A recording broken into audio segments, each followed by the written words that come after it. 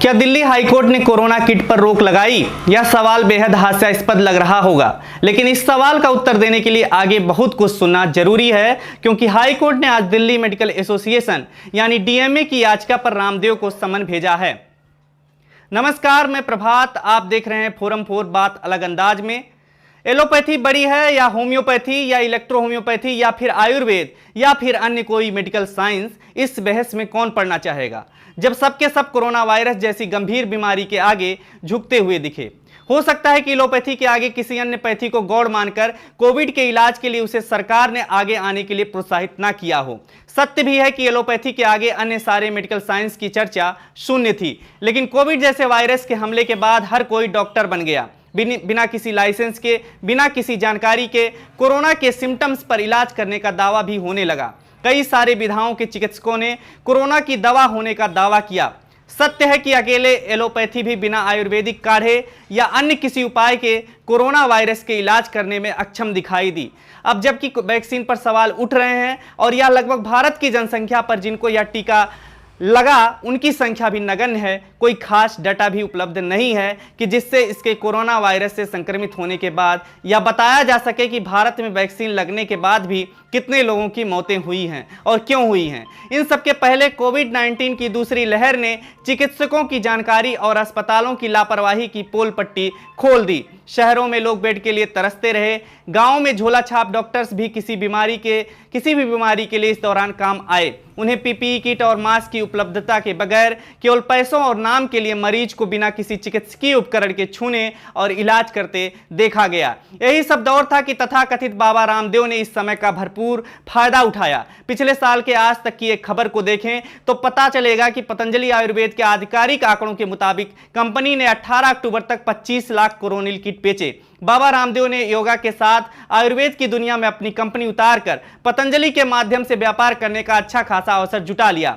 मोदी, योगी, अमित शाह, हर्षवर्धन, राजनाथ, ये वे नाम हैं जिनसे बीजेपी सरकार चल रही है। इन सब के साथ तथाकथित बाबा रामदेव की इन फोटोज को देखकर आप भी कहेंगे कि रामदेव को इन लोगों के साथ संबंध क्या है, इनके संबंध से उनके व्यापार को कितना बढ़ावा करने में मदद मिली। इन सब मुद्दों पर हमने पिछले एपिसोड में बात भी की थी और यही वजह है कि वो कोरोना की दवा के नाम पर विज्ञापन करके आम जनमानस में भ्रम फैलाकर जानबूझकर खिलवाड़ करते रहे और लोग इसे कोरोना की दवा समझकर खरीदते रहे। हालांकि किसी के पास ऐसा डाटा उपलब्ध नहीं है, शायद ही ऐसा डाटा होगा कि कोरोनिल जैसी आयुर्वेदिक दवा के सहारे कितने लोगों ने कोरोना की जंग जीत ली है। यही चीज एलोपैथी के साथ भी रहे कि अकेले एलोपैथी की टैबलेट के सहारे कितने लोगों ने कोरोना की जंग जीत ली है, डाटा भी नहीं मिलेगा।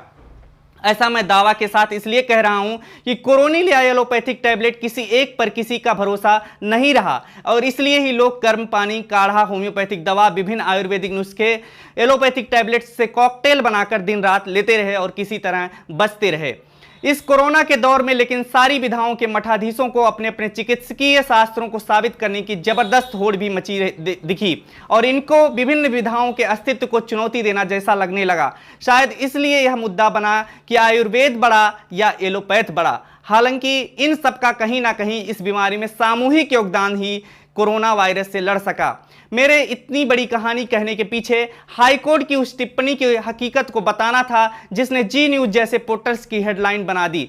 जी न्यूज की हेडलाइन है, बाबा रामदेव के खिलाफ दिल्ली हाईकोर्ट पहुंची दिल्ली मेडिकल एसोसिएशन, अदालत ने कहा महामारी के इलाज खोजने में समय लगाएं। दरअसल एलोपैथी और आयुर्वेद को लेकर चल रहा विवाद अब दिल्ली हाईकोर्ट पहुंच गया है और दिल्ली मेडिकल एसोसिएशन ने इसको लेकर याचिका दायर की है। डीएमए ने याचिका में तथाकथित बाबा रामदेव के खिलाफ केस दायर कर उन्हें कोरोनिल टैबलेट को लेकर झूठे दावे और गलत बयानबाजी करने से रोकने की अपील की गई है। हाईकोर्ट ने डीएमए से कहा, आप लोगों को कोर्ट का समय बर्बाद करने के बजाय महामारी का इलाज खोजने में समय लगाना चाहिए। सत्य है कि किसी के ऊपर सवाल उठाना, वो भी अपने पद्धति से अलग होकर, जिसके बारे में उन्हें ज्ञान ना हो, इस कठिन घड़ी में उन्हें कोरोना की दवा ढूंढनी चाहिए।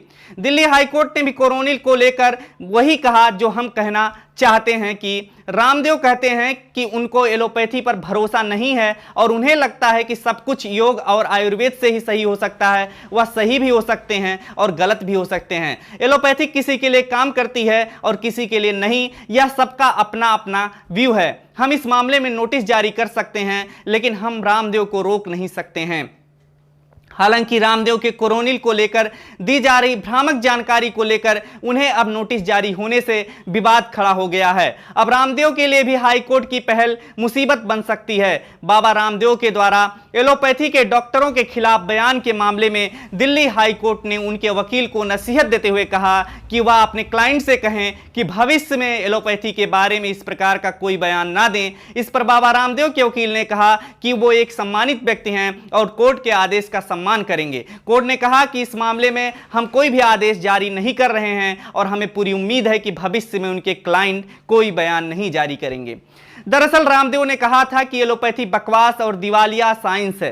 रामदेव ने यह भी कहा था कि एलोपैथिक दवाएं खाने से लाखों लोगों की मौत हुई है।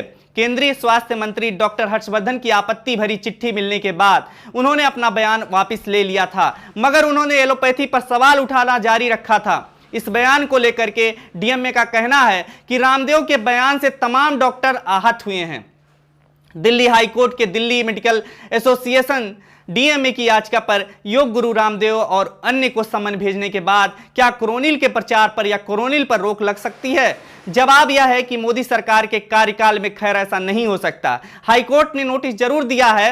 डीएमए ने भी हाईकोर्ट से अपील की है कि रामदेव को कोरोनिल किट को लेकर झूठी जानकारी देने से रोका जाए। डीएमए का कहना है कि योग गुरु रामदेव का पतंजलि की कोरोनिल किट को कोविड-19 का इलाज बताना गलत है। यह भी बताया जा रहा है कि जस्टिस सी हरिशंकर की अगुवाई वाली बेंच ने रामदेव के अलावा ट्विटर जैसी कई सोशल मीडिया कंपनियों और मीडिया चैनलों से भी जवाब मांगा है।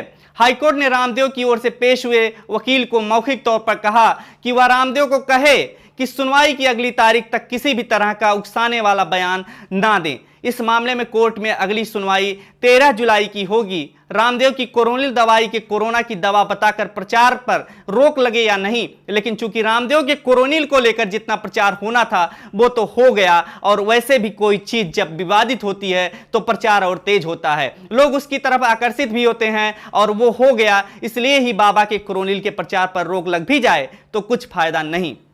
नमस्कार, फिर मिलेंगे इसी तरीके से अन्य खबरों के साथ। देखते रहिए फोरम 4। तब तक के लिए मैं प्रभात विदा लेता हूं। खबरों में बने रहने के लिए फोरम 4 को सब्सक्राइब करें और नोटिफिकेशन पाने के लिए बेल आइकन दबाएं।